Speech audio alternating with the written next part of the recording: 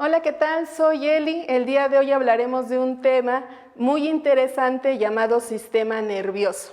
Y afortunadamente tenemos en la tecnología herramientas para las situaciones didácticas.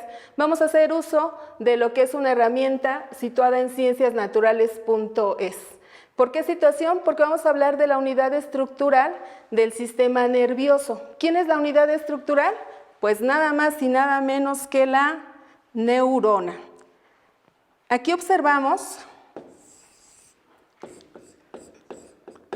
esta célula bastante característica que tiene, cuyo objetivo es transmitir un mensaje. Es fundamental identificar que esta nos va a permitir la sinapsis, es decir, a través de los impulsos que llegan a la otra neurona, son un tejido neuronal. Todas las células van a estar interconectadas. Existen estudios que nos demuestran que esta interconexión de células pueden dar hasta 10 veces la vuelta a la Tierra. ¿Te imaginas? Es sumamente extenso el asunto de la sinapsis, que es la comunicación. Algo muy importante es que nosotros vamos a identificar esta neurona cuya comunicación es mediante la sinapsis, que no se refiere a otra cosa que a estímulos, ahorita lo vamos a analizar, a estímulos nerviosos. Estos estímulos nerviosos lo que pretenden es llevar la comunicación. Recordemos que existe comunicación celular. Todas las células tienen un mensaje el cual es infundido, difundido o bien es presentado hacia otra célula contigua o a una célula próxima, dependiendo de la situación de la distancia, y esto es lo que nos va a implicar es que haya una interconexión de mensajes. Mensajes que se dan desde lo que sería el mando central en el cerebro y que se difunden absolutamente a todo el organismo. Aquí podemos observar, vamos a ver cómo se realiza la sinapsis.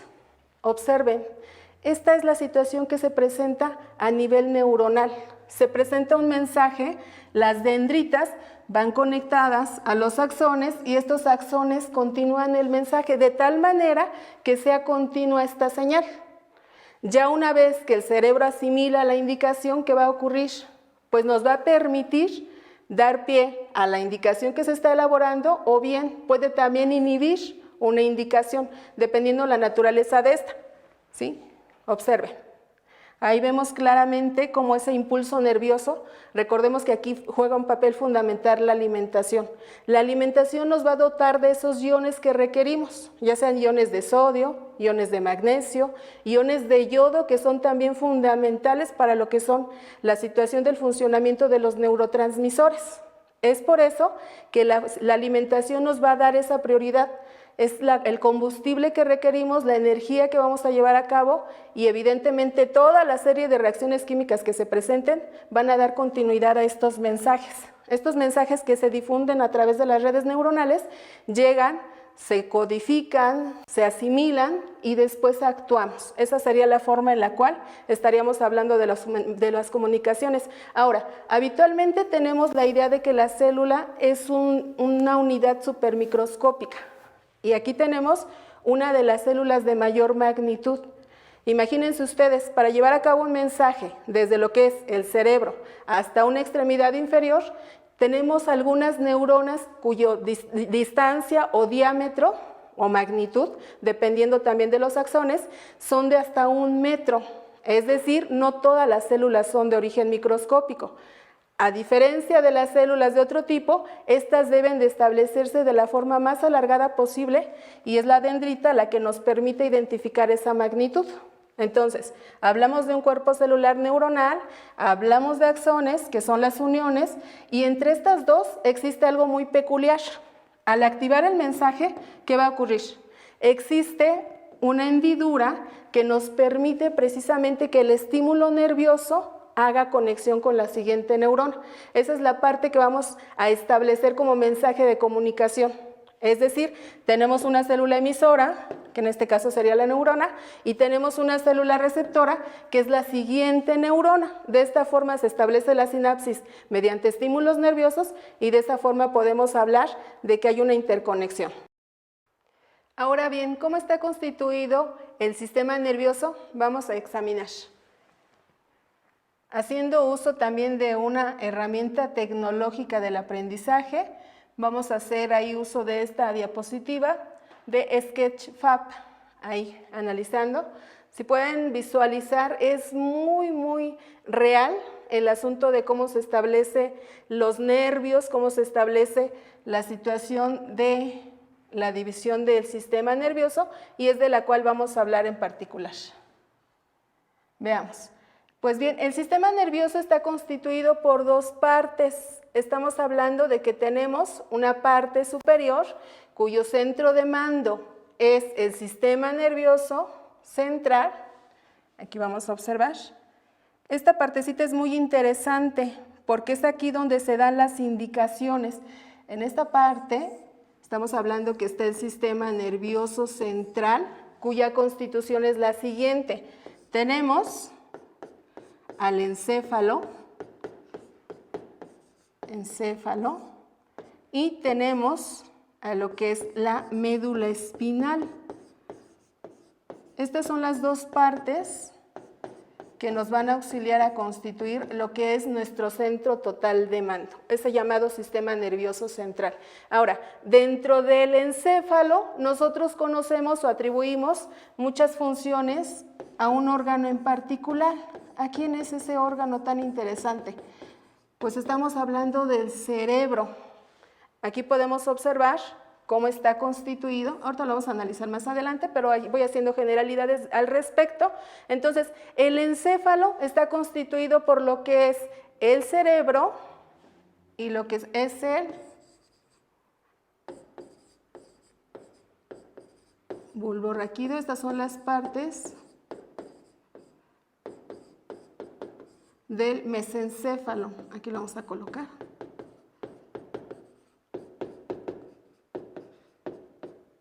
Mesencéfalo, ¿sí? Entonces, ¿qué pasa en esta partecita? Pues es el centro de mando total. Estamos hablando de que tenemos al cerebro, cuya constitución es mediante dos hemisferios, un hemisferio izquierdo y un hemisferio derecho.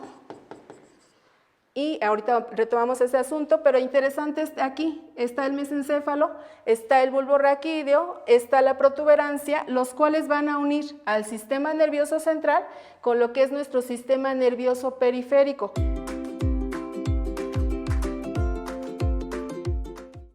En esta parte realizaremos una recapitulación del sistema nervioso.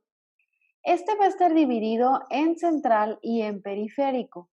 El sistema nervioso central va a conformarse del encéfalo y de la médula espinal.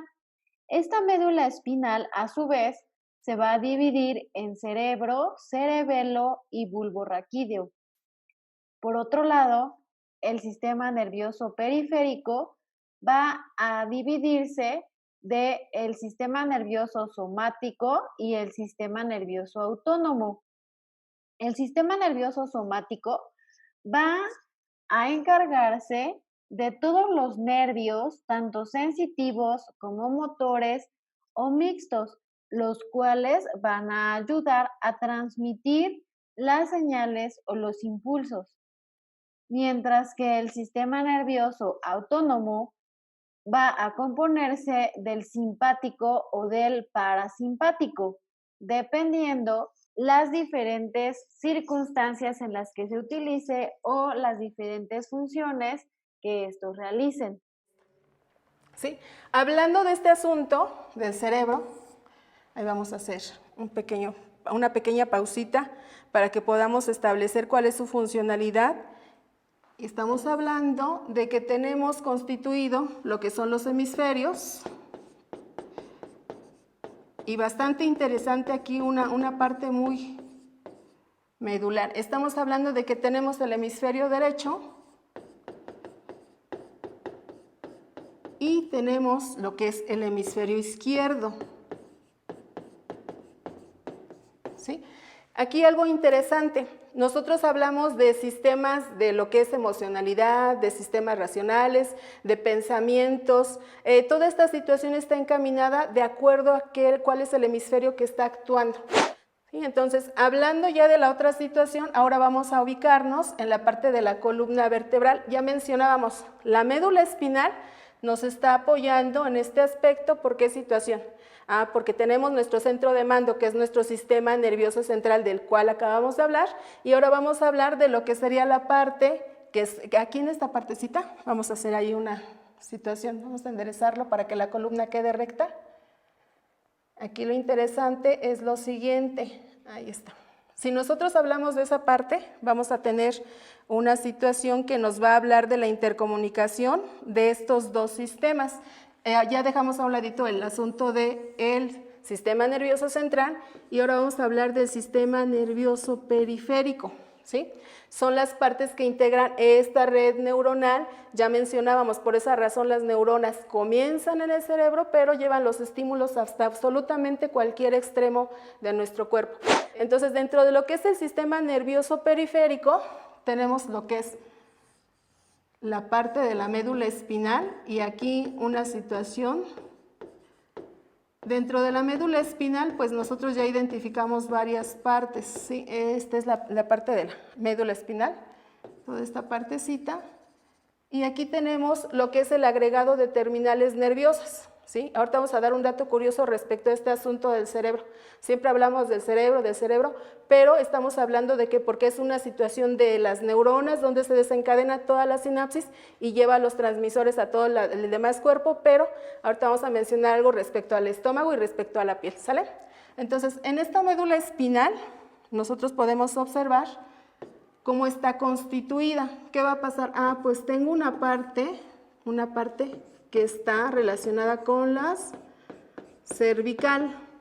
Tengo otra partecita que está relacionada con el área dorsal, ¿sí? Y es por ello que funcionan todas nuestras extremidades, que funciona nuestro cuello adecuadamente, que nuestra espalda tiene una posición correcta. Y después tenemos una parte lumbar, que a raíz de la actividad física, recordemos que todos los músculos comienzan a sufrir lo que es distrofia con el uso, comienzan a desgastarse, comienzan ahí a reducirse las células y esta reducción también reduce los órganos. Entonces, por esa razón el tejido muscular, conforme avanza la edad, también se va perdiendo.